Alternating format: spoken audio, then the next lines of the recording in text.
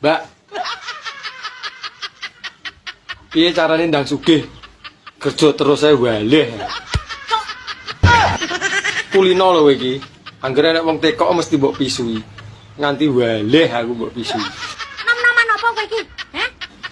Ya nom-noman tenan to. Nom-noman arek kerja ae waleh. Lah piye wong bengi lagi mapan turu ujug-ujug wis isuk nah. Kesele lho urung mari. Lah rumangsamu kok apa anake sultan? Kemeroh kowe iki. Pakku ngono jenenge Ripin, duduk sultan. Menyala no uripmu. Lah rumangsamu geni ngono apa piye kok menyala. Gamput. Ping pira wing enek misuh? Kabeh ki yo jenenge kerja ku yo kudu dinikmati. Kowe jan ora bersyukur kowe dadi manungsa. Aku yo tak nikmati, tapi kok ora sugih-sugih. Tak omongno. Kowe ngerti gak? Urip ki memang kesel.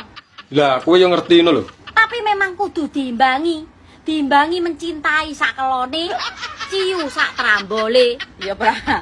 Kok saya ngladrah ngono ta omongan. Uripmu ki ben enek senine. Ya kerja, ya rekoso, ya Lah nek trimo rekoso wis kek dhisik. dapuranmu kaya anake sultan ae, Cuk. Lho kok jarang. Tak omongno, sugih kuwi ora wajib, kere kuwi ya ora dosa. Dadi lek iso kuwi nom-noman sing sregep nyambut gawe. Lah aku lho yo sagep nyambut gawe. Direwangi sikil neng ndas ning sikil. Anjir.